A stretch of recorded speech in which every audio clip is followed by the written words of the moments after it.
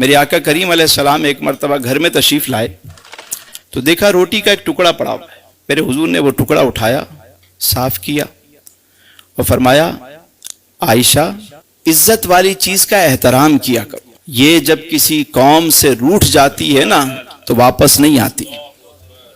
اب آپ دیکھیں کہ ہمارے ہاں کتنی بے قدری ہوتی ہے رزق کی.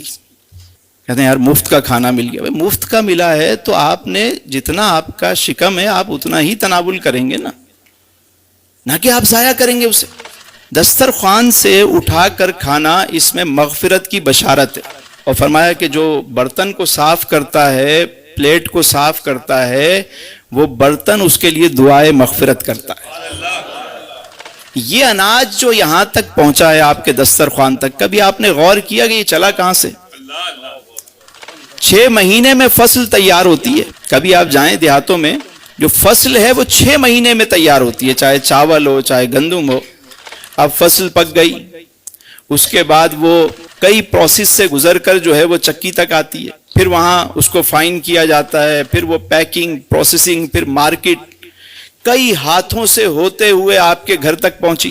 والدہ نے بنایا, بہن نے بنایا, بیوی نے بنایا, یا ہوٹل سے آپ نے خریدا, وہ پک کے اس میں گیس استعمال ہوئی, پانی استعمال ہوا, نمک استعمال ہوا, اتنی چیزیں اس میں شامل ہوئیں.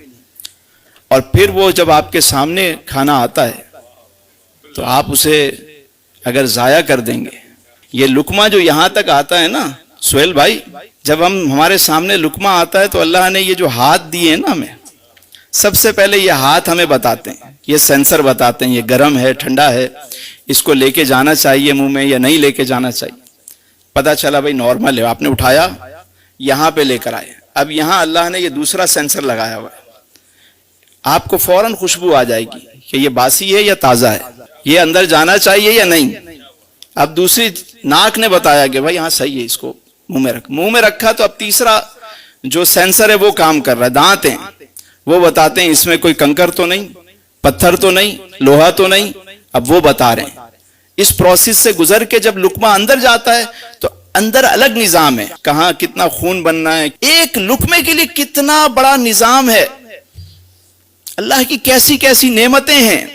یعنی مثال اتنی سمپل سی ہے کہ اگر میں کسی کو ایک روٹی دوں اور وہ اسے اٹھا کے پھینک دے میرے سامنے تو میں اسے دوبارہ دوں گا؟ خالق کائنات نے رزق دیا, رزق پہنچا ہمارے سامنے گرما گرم اور ہم نے اس کو بچا دیا, تو اس کا مطلب ہے ہم نے پھینک دیا اسے, ہم نے پھینک دیا. برکت ہوگی یا اس سے آپ کے رزق میں تنگی آئے گی؟ خود سوچنے کی بات ہے. یہ جو ہمارے گھروں میں رزق کی تنگی ہے اس کی بنیادی وجہ یہ ہے کہ ہم نے رزق کی قدر کرنا چھوڑ دی. ہم کھاتے ہیں شکر ادا نہیں کرتے. کبھی کسی دعوت میں چلے جائیں, یعنی اپکائی آتی ہے دیکھ کے, لوگ اتنا اتنا بھر کے رکھتے ہیں, ضائع کر کے جا رہے ہوتے ہیں. ارے بھائی لفافہ دیا ہے, پیسے تو وصول کریں گے نا. اللہ اکبر, آپ ضائع کریں گے, رزق کو ضائع کریں گے؟ نہیں بھائی پیسہ دیا ہے, دعوت میں آئے ہیں, ذرا ان کو وصولی کریں گے. وصولی کر رہے ہیں آپ ضائع کر رہے ہیں. کسی کا حق ہے, اتنے اتنے کھانے شادی بیاہ میں ضائع ہو رہے ہوتے ہیں, اور کبھی کہیں جگہ سے گزرو تو کوئی کچرا کنڈی سے اٹھا کے جو نہ کھا رہا ہوتا ہے.